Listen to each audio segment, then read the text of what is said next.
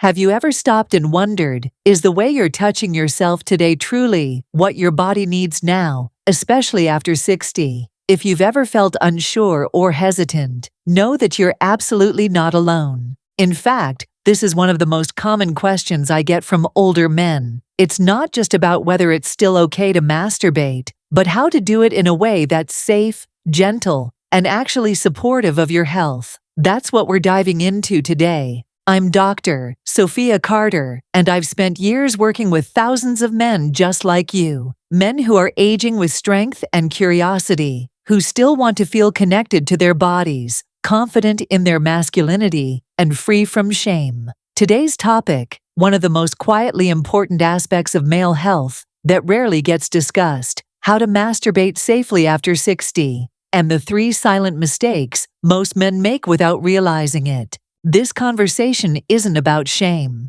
It's not about performance either. It's about preserving your circulation, your prostate, your hormones, and your emotional health, because your pleasure still matters, your confidence still matters, and your body is worth caring for, no matter what age you are.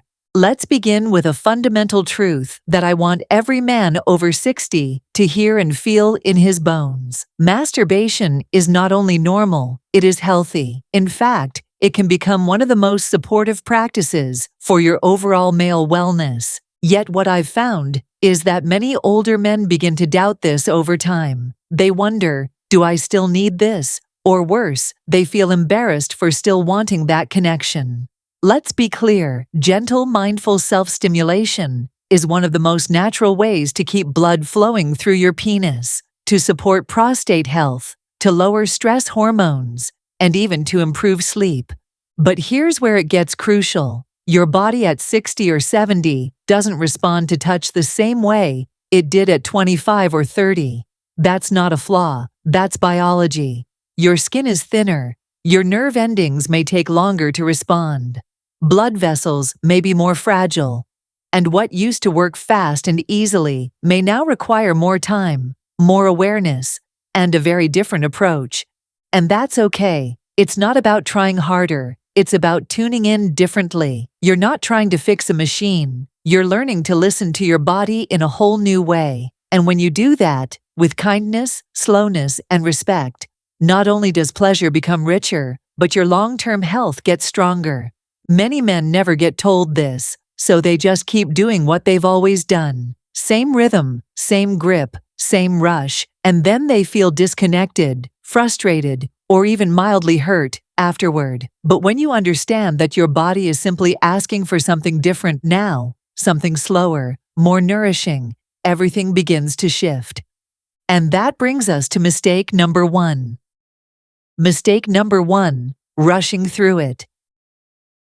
This is probably the most common thing I see in men over 60, rushing. It might sound small, but its effects are huge. So let's really look at what happens when you treat self-pleasure as something to get over with.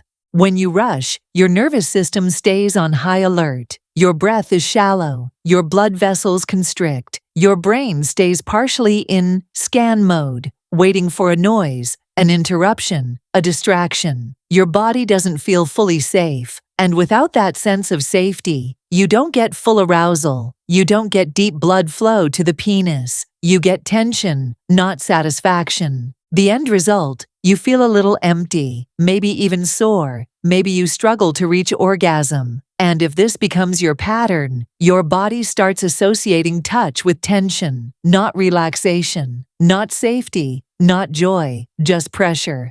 The solution is simple: give yourself more time. It doesn't mean you need to light candles or set the mood like a movie scene, unless you want to. But it does mean carving out a space where you're not rushing, not checking your phone, not just trying to get it done. Give yourself just 5 or 10 extra minutes. Take some deep breaths. Let your body fully arrive. Because here's the secret: when your body feels safe, your blood vessels soften, your tissues respond more fully. And that's where true satisfaction begins. Not with pressure, but with presence. Let's move to the second big mistake. Mistake number 2, using too much pressure. This one happens gradually, and most men don't even notice it until years later. As sensitivity begins to fade a little with age, a lot of men unconsciously start gripping harder, tighter strokes, faster movement, more friction, just trying to feel something. And again, the intention makes sense. You want to stay connected, but the impact can be damaging. The penis is not just skin, it's full of fragile blood vessels, sponge-like tissue, and incredibly sensitive nerves. When you use excessive pressure repeatedly, you compress those blood vessels, you strain the nerves, and over time, the body adapts by going numb. Some men even develop what's casually called death grip syndrome, where the only stimulation that works is their own tight grip. Partnered sex becomes harder. Intimacy feels less satisfying. Erections become less reliable. And here's the thing, that can all be reversed. Start with one small shift. Loosen your grip, even a little. At first, it might feel weird, even like you're not doing enough. That's okay. Your body will adjust. Add in a natural fragrance-free lubricant to reduce friction. Focus less on the destination and more on the feeling. Let it be like a massage, something healing and kind. The more you allow yourself to feel, rather than force, the more responsive your body becomes. And you'll notice things feel better, not because you tried harder, but because you slowed down and allowed it to happen. And now we arrive at the most hidden, and in many ways, the most important mistake men make. Mistake number 3, ignoring the emotional side.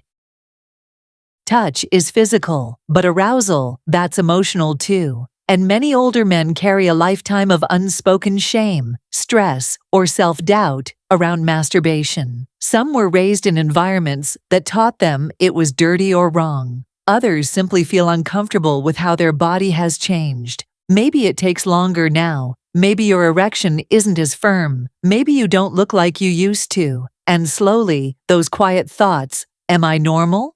Is this okay?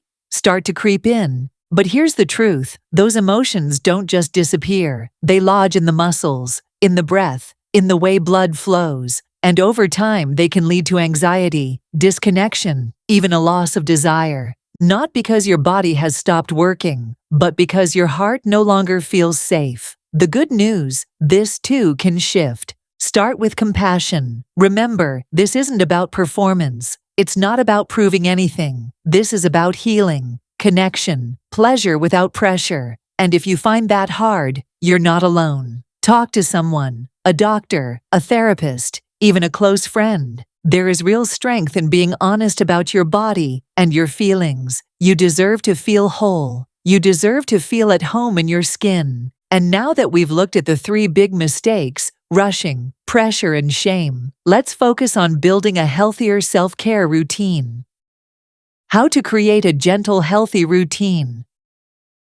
Start with cleanliness. Wash your hands. If you use any tools, cloths, or toys, keep them clean. Find a quiet space, one where you can be relaxed and alone for a few minutes. Use a gentle, unscented lubricant. Protect your skin. Go slow. Focus on the sensations. Pay attention to how your body responds. And always, always listen to your body. If something hurts, stop. If you notice soreness, swelling, or discomfort afterward, don't ignore it. Talk to a doctor. It could be something simple, or it might be a sign your body needs more support. But when you approach masturbation mindfully, as something restorative rather than rushed, it becomes a form of wellness, of honoring your body, not fighting it. And if you're just now beginning again, maybe after years of disconnect, that's not failure, that's growth. You're learning your body all over again, and that's beautiful.